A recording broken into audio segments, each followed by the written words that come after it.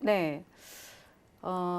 우리 보통 주식을 하시는 분들은 이제 선물 시장을 모르면 안 된다라는 얘기를 합니다. 그러니까 선물 시장을 기본적으로 알고 또 주식 시장을 알게 되면은 오늘 내가 대형주를 투자를 해도 될 것인가, 아니면 오늘 같은 경우 시장의 적극성을 좀 떨어지게 거래를 해야 될 것인가, 이런 것들을 좀 찾아볼 수가 있는데요. 오늘은 뭐 저희들은 국내 선물은 가장 이제 기본 레시피가 될 때 있죠. 우리 선물을 하시는 분이라면은 기본적으로 주식부터 이제 접근을 하게 되고, 그리고 선물에서는 국내 선물을 보게 되고, 예전에는 거의 다 저녁에 나스닥이라든가 또는 뭐 골드, 오일 이렇게 거래를 했는데 어느 날부터는 항생 거래를 굉장히 많이 하게 됐습니다. 항생 거래가 대중화가 되기 전까지는 사실 조금 낯설은 분들도 있고, 홍콩 달러랑 한국 어떤 그 화폐 가치가 조금 다르기 때문에 잘 이해가 안 되는 분들도 있는데, 막상 저 같은 경우도 항생을 보게 되면 정신이 하나도 없다 이런 얘기를 합니다. 그만큼 변동성이 워낙 크기 때문에 항생 지수를 거래한다라고 한다면 아시아장에서는 가장 큰 변동성, 과거에는 우리가 그 옵션 시장을 얘기하게 되는데 옵션 시장보다 훨씬 큰 그런 시장을 경험하고 있다라고 보시면 될 것 같습니다. 제가 준비를 좀 해온 거를 내용을 한번 보도록 하겠습니다. 오늘이 이제 제가 징검달이죠. 추석이 끼어 있고 또 이렇게 자꾸 이제 날짜가 쉬는 날짜가, 제가 나오는 날짜가 이제 겹쳐 있더라고요. 오늘은 우리가 국내 선물하면은 선물 시장에 대해서 좀 어렵게라고 생각하는 분들이 있다라는 얘기를 드려놨는데요. 코스피 200 선물은 그냥 우리 선물 미래 가치라고 생각하면 됩니다. 미래 지수가 지금 오늘보다 내일 또는 지금보다 1시간 후, 보통 월물 3개월, 3월, 6월, 9월, 12월 이렇게 월물이 3개월에 한 번씩 변화하게 되는데, 그 3개월 후 지금으로부터 3월물 또는 6월물, 현재는 우리가 지금 9월물이 지나고 이제 9월 둘째 주가 지나게 되면 12월물 이렇게 거래를 하게 되는데, 4, 4분기에 해당되는 월물을 거래를 하거든요. 앞으로 12월 달까지, 12월 둘째 주까지 이 지수가 과연 상승을 얼마큼 할 것인가, 아니면은 다시 후퇴로 해서 하락을 할 것인가, 이런 어떤 기준점을 찾아가게 되는데요. 그래서 코스피 200 지수는 그러니까 지수의 미래 가치를 거래한다라고 생각을 하시면 됩니다. 그래서 제가 지난주에 그런 얘기를 드렸죠. 우리는 하루에 3번 인사를 한다, 굿모닝 인사를 한다라고 말씀을 드려놨는데, 아침에 9시에 아시아장에서 제일 먼저 출발하는 것은 한국 국내 시장하고 일본 또 호주 시장이 제일 먼저 출발을 하고, 그 뒤를 이어가는 게 중국 시장입니다.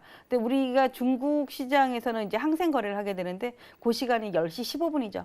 제가 지난번에 그런 말씀을 드렸어요.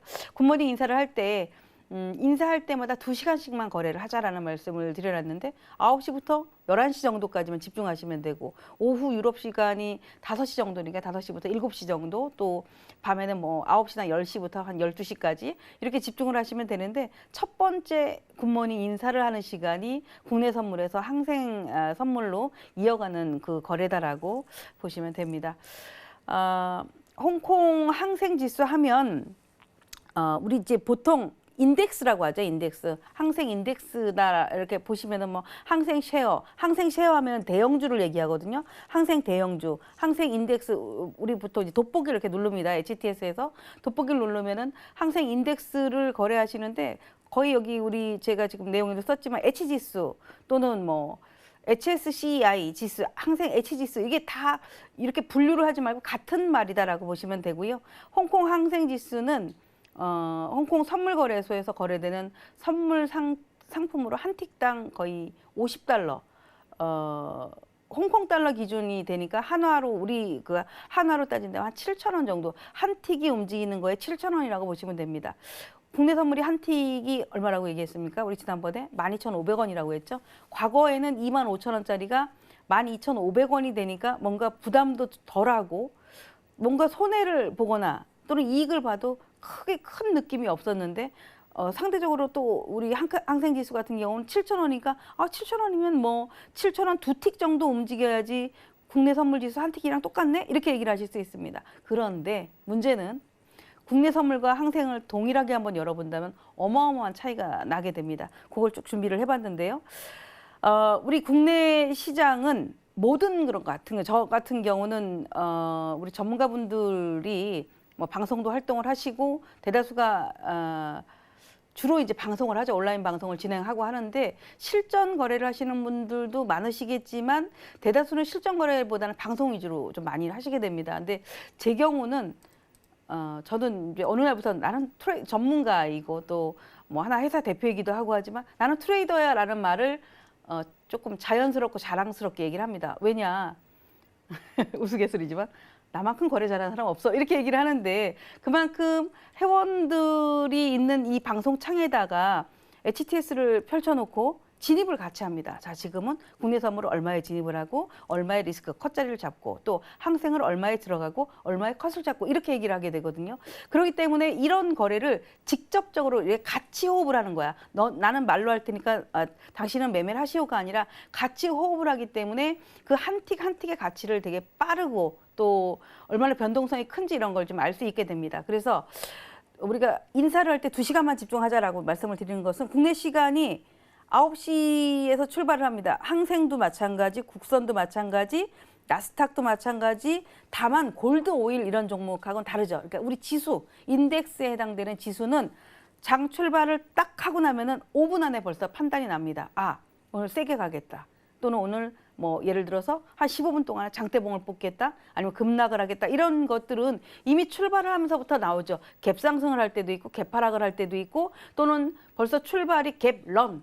갭이 위로 발생을 해서 갭이 런이 된다면 달려가는 거가 되고 갭필 붕 떠서 출발을 했지만 다시 되돌아오는 거가 갭필이라는 얘기를 하게 되는데 갭필을 하는 경우도 있고 하기 때문에 대략 한 5분이면은 봉 하나가 형성이 되죠. 3분 봉을 보시는 분들도 봉 2개를 볼 수 있고 5분 봉을 보시는 분들도 봉 하나가 형성되는 시간이기 때문에 주식은 5분이 굉장히 뭐 길어 보이지 않고 짧고 그런데 선물 시장에서 5분은 굉장히 긴 느낌이 듭니다. 그 5분 동안에 뭔가를 빨리빨리 판단을 좀 해야 되는데 그래서 아침에 굿모닝 시간에 9시에 출발을 하면 9시 5분이면 벌써 이 시장이 박스권을 만들 것인지 원웨이 추세를 만들 것인지 아니면은 원웨이 하락을 만들 것인지 이런 것들을 판단할 수 있는데 마찬가지로 이 시간이 지나고 나서 우리가 항생이 쭉 이어지는 시간이면 10시 15분 정도가 됩니다. 10시 15분은 어떻습니까?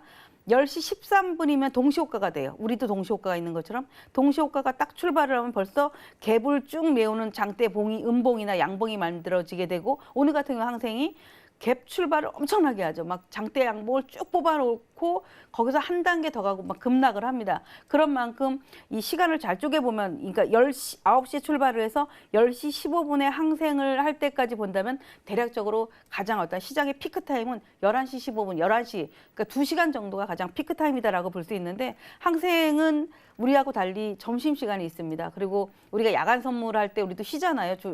시장이 쉬었다가 6시에 야간 선물하듯이 이들은 1시부터 2시까지 휴장을 하고 다시 또 시장이 열렸다가 저녁에 오후에 5시 반부터 6시 15분까지 또 이제 쉬었다가 브레이크 타임이 2번 정도 있는 게 항생지수의 이제 특징이다. 그러니까 하루에 이들은 2번 정도 호흡 조절을 하고 있어서 제 생각에는 그런 것 같습니다. 아침 장 출발할 때 거래하는 분들은 그 시간대 집중하시면 되고 아 나는 중국 시장이 다 마감되는 뭐 예를 들어 4시에 다 마감이 되죠. 그들은 4시 이후에 하거나 아니면 나는 차라리 오후 시간인 2시 이후가 더 나은 것 같아 라고 한다면 아침부터 그냥 계속 하려고 하지 마시고 2시 이후에 하신다거나 아 나는 거래가 조금 덜 해도 더듬더듬 움직이더라도 외려 차라리 뭐 예를 들어 퇴근해서 와서 할 수도 있고 아니면 저녁 시간이 적합해서 6시 15분부터 난 하는 게 좋겠다. 나스닥이라든가 이런 것들을 반영해서 하는 게 좋겠다라고 한다면 그 시간에 집중을 해서 거래를 해보시는 것도 하나의 방법이라고 생각합니다.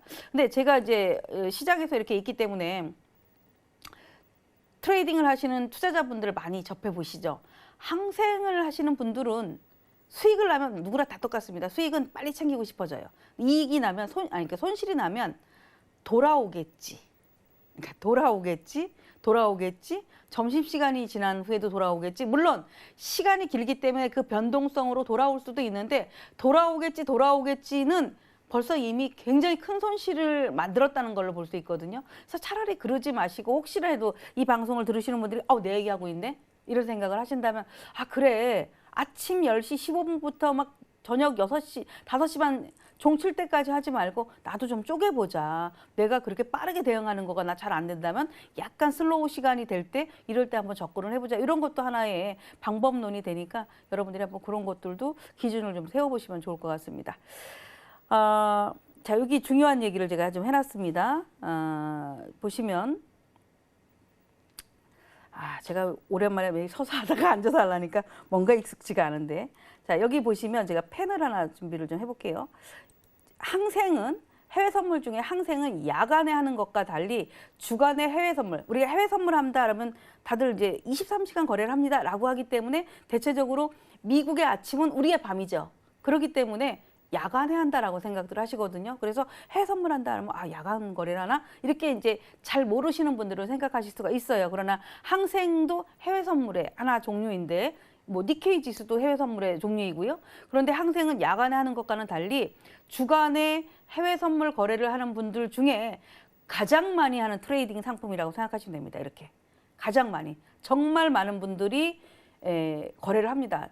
어찌 보면은 저는 사실 조금 무서워요, 항생이. 저도 이렇게 설명을 많이 하지만 제가 평균 한 4번 정도 거래를 하거든요. 4번에 오전 시간만 거래를 하는데 목표를 이런 말씀을 드려도 될지 모르겠는데 100만 원을 목표로 합니다. 항생의 움직임이 워낙 빠르기 때문에 100만 원의 목표를 하고 나는 거래를 3번을 들어가, 물론 다 컷을 정하죠. 3번을 들어가서 깨지면 저는 스톱을 합니다. 오늘 내가 항생을 잘 볼 수가 없기 때문에 거래를 중지합니다. 이렇게 제 원칙이기 때문에 반드시 이제 우리 같이 트레이딩 하시는 회원분들한테 그런 얘기를 드리는데, 그런 기준이 굉장히 중요한 것 같아요.